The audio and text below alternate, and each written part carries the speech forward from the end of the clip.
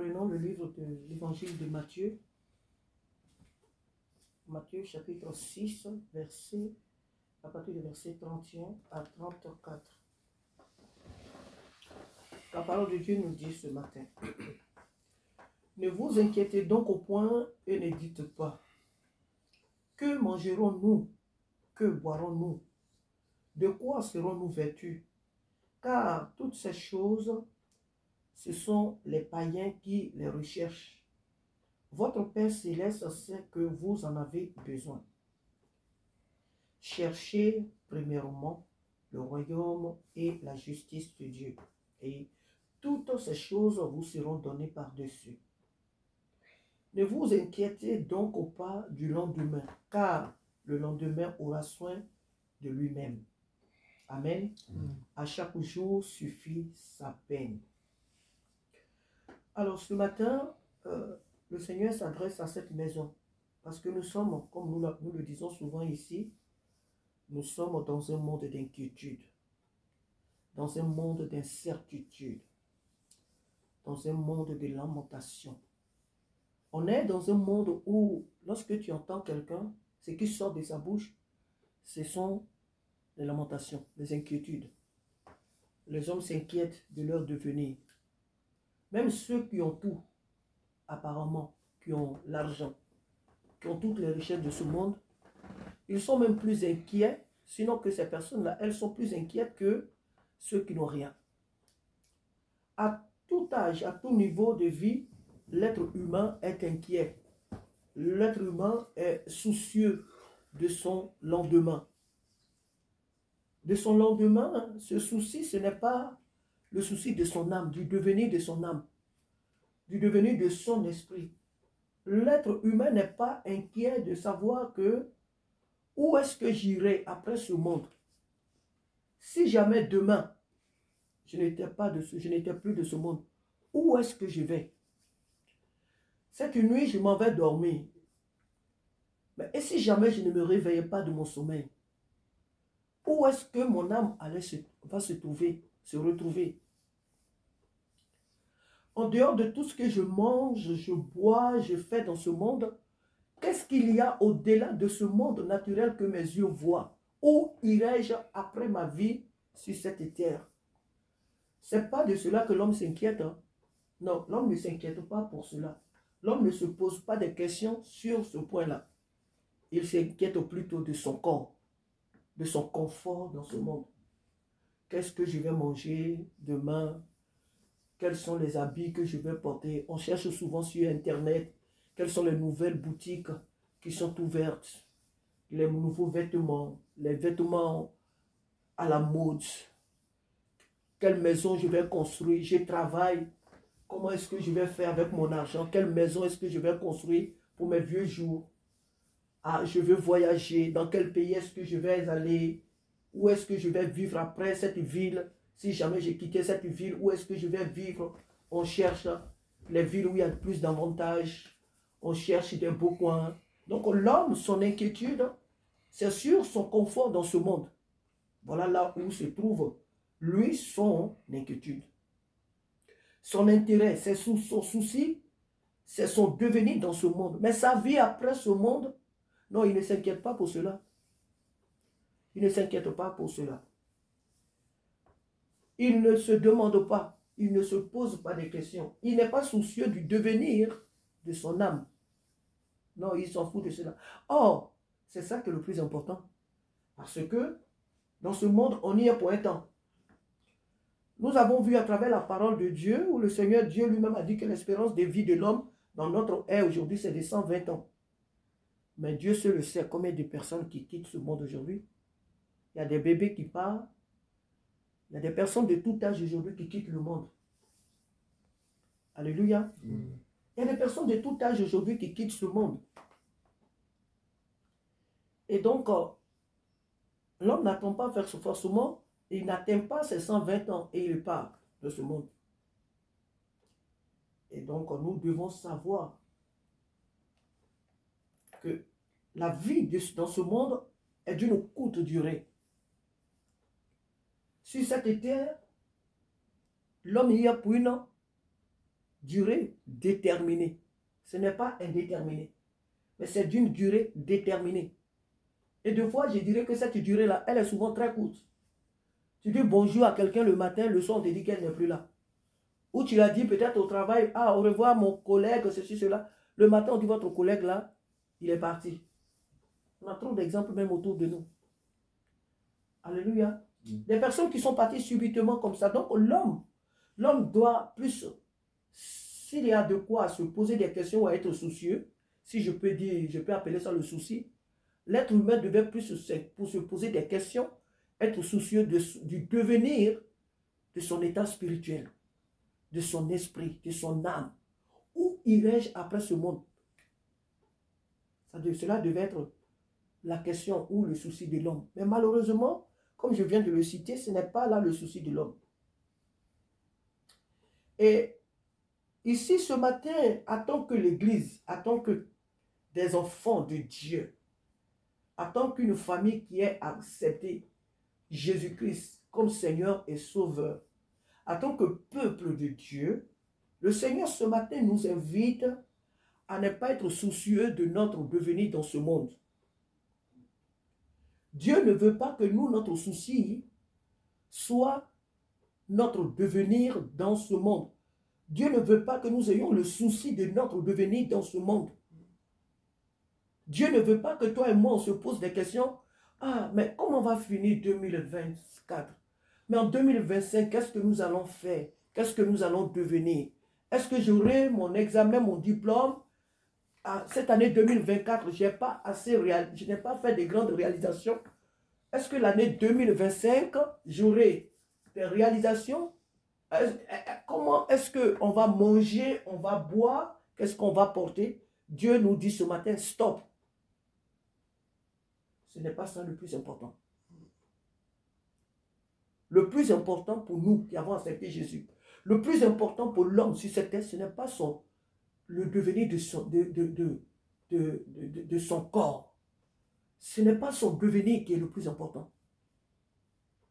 Lorsque un homme et une femme acceptent d'avoir des enfants, lorsque un homme et une femme se mettent ensemble, c'est-à-dire se marient, ils ont déjà dans leur esprit qu'ils vont avoir des enfants.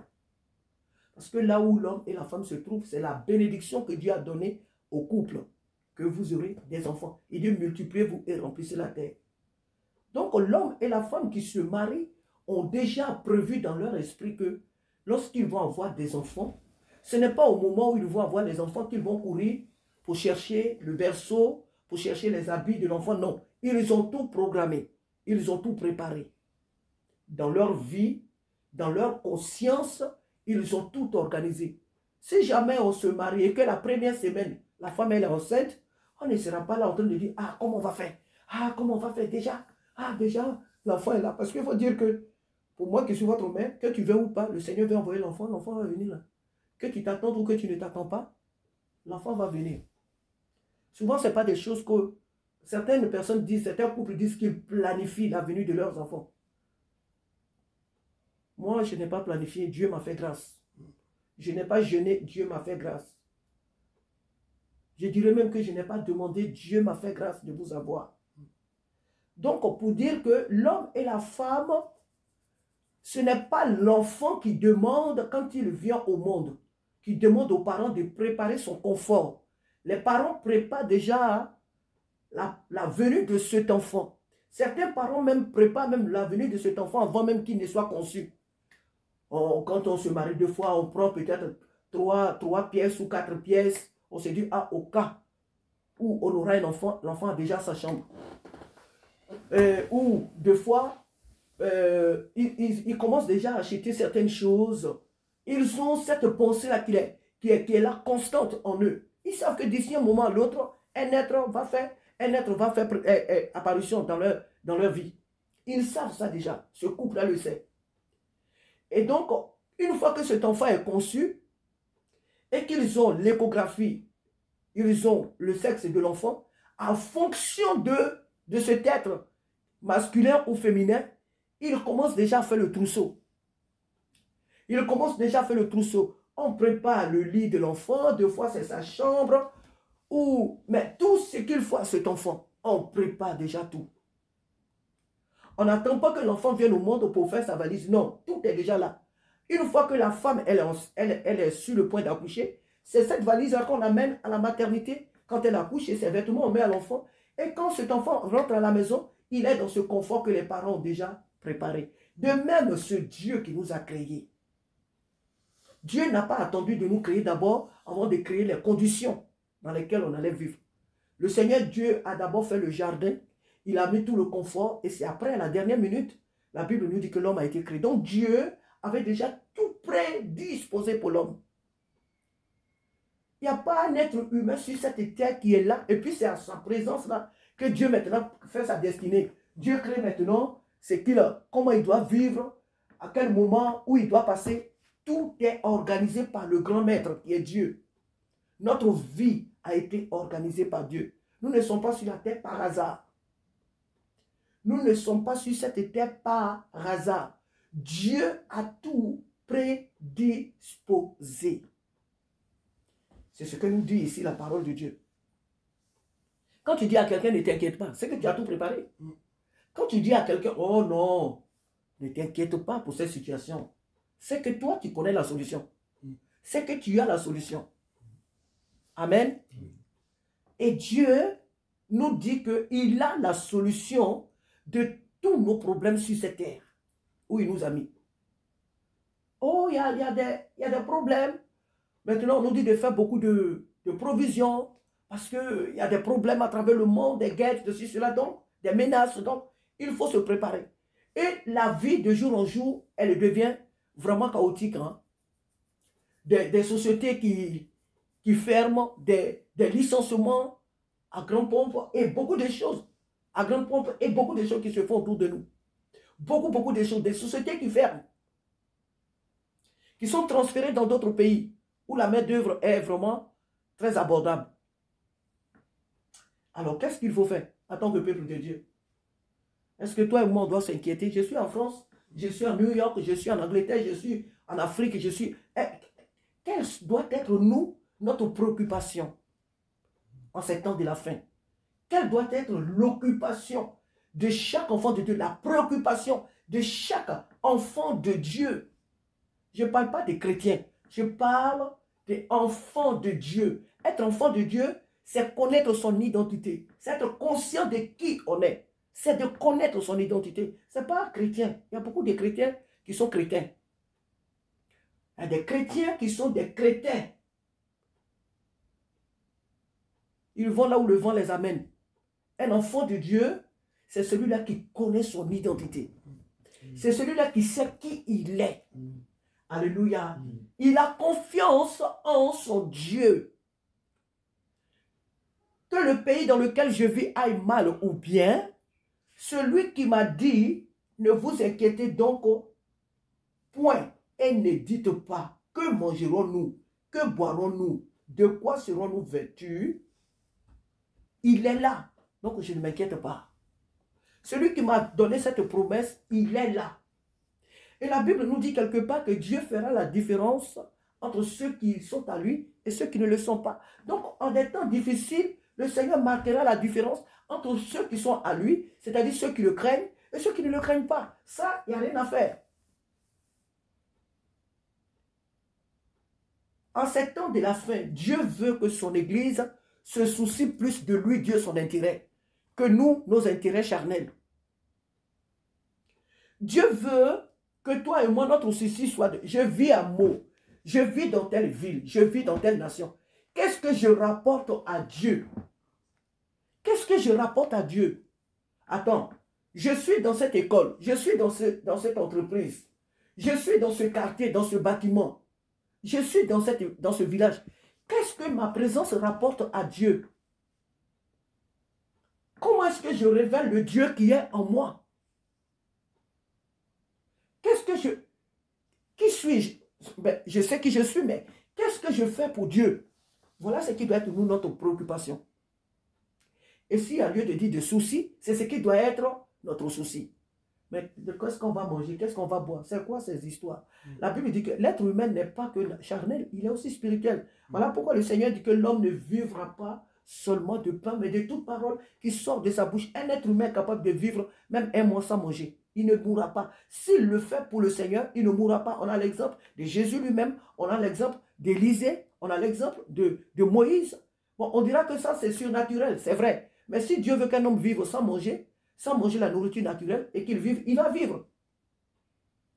L'être humain n'est pas constitué que pour manger et boire, mais pour vivre de la parole de Dieu. Ce matin, Dieu veut que nous nous soucions plus de lui, ses intérêts, et non pas des choses de ce monde qui sont passagères. Que mangerons-nous, que boirons-nous, que ferons. Ça, c'est des hommes charnels qui se préoccupent de ces choses-là. C'est des êtres humains charnels. Tu les vois à la longueur de la journée, à travers les médias, à travers nos services, partout où nous sommes. C'est des êtres charnels qui tout le temps, ah, tout est devenu cher. Ah, ça c'est cher. Ah, les baguettes sont devenues chères. Ah, la nourriture est devenue chère. Ah, la vie est devenue chère. Ah, la vie est comme ça. Tout est devenu cher. Tout est ceci. Il n'y a que des hommes charnels qui ont ce langage-là. Tout le temps, ils se plaignent. Tout le temps, ils se plaignent. Même si on mettait une baguette à 1 euro, même si on mettait une baguette à 50 centimes, ils vont toujours se plaindre. Même si on leur donnait des vêtements gratuits, ils vont toujours se plaindre. Même si le gouvernement mettait le SMIC à 3 000 euros, ils vont toujours se plaindre. L'être humain charnel passe toujours son temps à s'inquiéter, passe toujours son temps à se plaindre. Il se plaint de tout. Il se plaint de tout. Ça, c'est l'être charnel. Il ne se plaint pas pour que les choses de Dieu aillent bien. Il ne se plaint pas du devenir de l'œuvre de Dieu. Il ne se plaint pas du devenir des âmes après ce monde. Non. Il se plaint de son devenir, de son ventre. Je vais manger quoi? Nos frigos ne sont plus pleins. Alors, on n'arrive plus à joindre les deux bouts. Monsieur, madame gagnent 4 000, 5 000 euros. Mais ils ne joignent toujours pas leurs deux bouts. Ils ne sont toujours pas là pour joindre leurs deux bouts. Ils se plaignent tout le temps. Les gens qui sont payés à plus de 2 000 euros se plaignent. Les gens qui sont payés à 3 000 euros se plaignent. Tout le temps. Ça, c'est l'homme, l'être humain charnel. L'être charnel n'est jamais rassasié. De même que le ventre mange et il va verser dans les lieux secrets et il réclame encore, ainsi est l'être humain. Tout le temps, il réclame. Tout le temps, son corps réclame. Tout le temps, il réclame parce qu'il est un être charnel. Un être vil. Mais l'homme spirituel, même quand il n'a pas d'argent sur son compte, il n'est pas inquiet. Même quand son frigo est vide, il n'est pas inquiet. Parce qu'il sait que le Dieu qu'il a mis sur la terre ne le laissera pas mourir de faim. Parce que ce n'est pas l'honneur de Dieu que notre frigo soit vide. Parce que ce n'est pas l'honneur de Dieu qu'on n'ait pas à manger. Il a dit, mais les oiseaux qui sont au ciel là, ils ne sèment ni ne moissonnent. Mais cependant, votre Père les nourrit. Pourquoi vous, mes enfants, je ne m'occuperai pas de vous. Vous que j'ai fait à mon image, vous que j'ai tant donné pour vous donner la vie. Pourquoi moi, Dieu, je ne vous nourrirai pas? Donc Dieu ne me laissera jamais nu. Dieu ne me laissera jamais pauvre. Dieu ne me laissera jamais démuni. Jamais. Donc, attends, ma vie est entre ses mains. Si je vis, ce n'est plus moi qui vis. C'est Christ qui vit en moi. Alors, ma vie, elle est entre les mains du Seigneur. S'il ne veut pas que je mange aujourd'hui, mais je ne mange pas. C'est son problème. S'il veut que je porte des habits usés, c'est son honneur à lui. Quand les gens vont me voir là, ils vont dire, voilà, ils disent qu'ils sont des chrétiens. Regarde comment ils sont habillés. Regarde, regarde. Ils sont là tout le temps. Jésus, Jésus, Jésus. Regarde leur vie. Regarde, tout ce qu'ils font là, ça ne réussit pas. Regarde, regarde les pauvres comme ça. Regarde-les. Regarde. C'est son nom. Mais le chrétien, l'homme de Dieu, l'enfant de Dieu, l'être spirituel, va toujours se poser des questions. Est-ce qu'aujourd'hui j'ai parlé de Jésus à quelqu'un? Est-ce qu'aujourd'hui, mais pourquoi? Et puis quand tu descends du transport, tu es triste. Tu dis, ah, il fallait que je parle. Il fallait que j'ose la voix pour dire aux âmes que Jésus vous aime. Mais je ne l'ai pas fait. Tu regrettes. Ah, aujourd'hui dans mon travail, je n'ai pas eu à dire à un collègue que Jésus t'aime. Ah non, demain, il faut que je... Ah non, hier là, j'ai prié que 10 minutes. Bon, je crois que il faut vraiment que je fasse un effort pour prier au-delà. Ah, vraiment, il faut que je prie pour les frères qui sont persécutés dans le monde.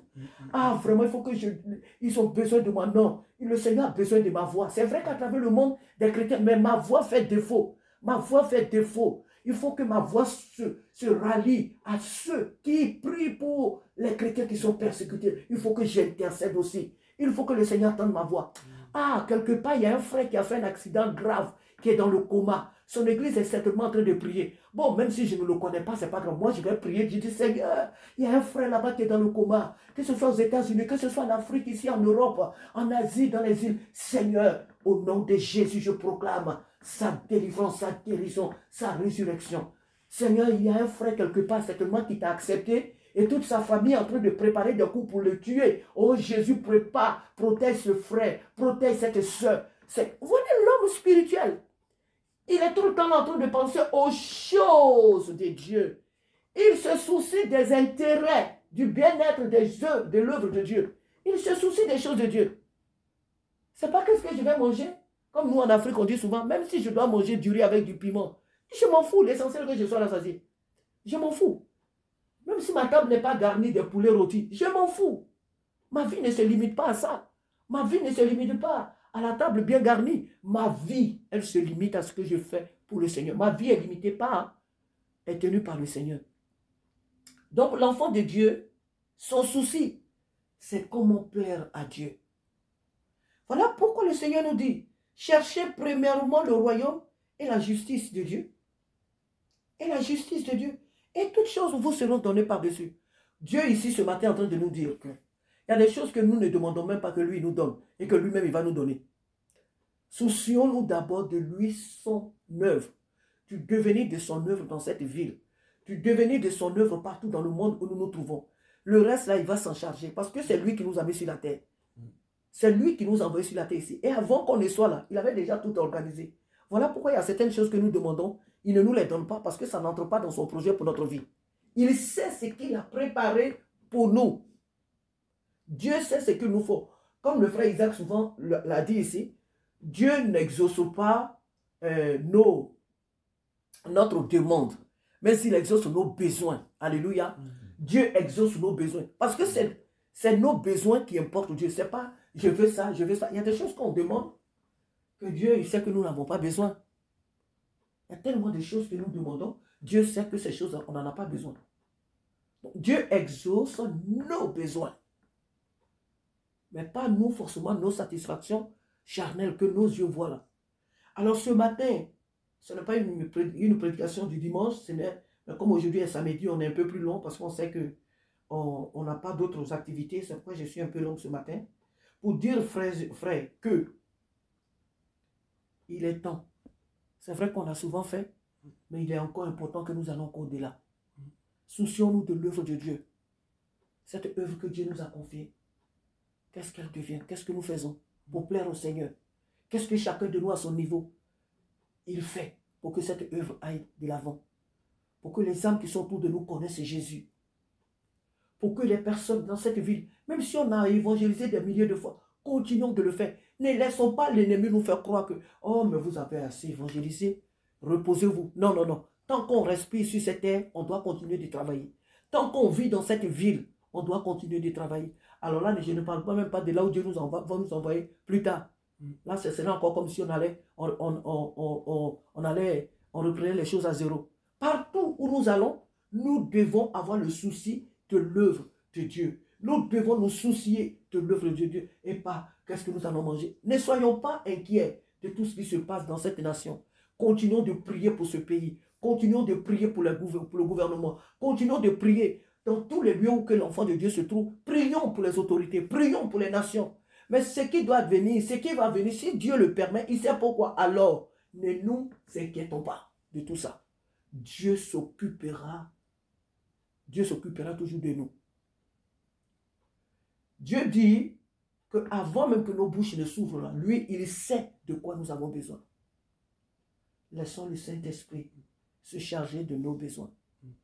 Laissons le Saint-Esprit se charger de nos besoins. Nous, préoccupons-nous de l'œuvre de Dieu, des intérêts de Dieu. Soyons soucieux du devenir du nom de Jésus là où nous sommes. Soyons soucieux des âmes qui meurent sans Dieu. Soyons soucieux des âmes qui sont plongées vraiment dans l'ignorance, qui rejettent la parole de Dieu. Soyons soucieux de leur devenir. Soyons soucieux de leur devenir. Annonçons-leur l'évangile. Continuons d'annoncer l'évangile aux âmes. Continuons d'intercéder pour nos autorités. Continuons d'intercéder pour nos familles. Continuons d'intercéder pour l'Église. Continuons d'intercéder pour le peuple Israël, le peuple de Dieu, qui n'a pas encore entièrement accepté Jésus. Continuons d'intercéder pour les élus de Dieu. Prions pour nos frères, prions pour nos sœurs. Prions vraiment pour que l'œuvre de Dieu puisse aller de l'avant, que l'apostasie recule dans l'Église et que le Saint-Esprit prenne vraiment le contrôle des âmes pour que la sainteté, la sanctification puisse vraiment régner dans l'Église. Ne nous soucions pas de notre devenir. Le Seigneur se charge. L'œuvre que nous faisons, les ministères que nous avons, les dons que nous avons, le Seigneur sait pourquoi il nous les a confiés. Prions, que ce soit à travers le jeûne, à travers les intercessions, à travers des veillées. Continuons de prier. Ce que Dieu veut faire, il le fera. Nul n'est conseiller ni conseillère de Dieu.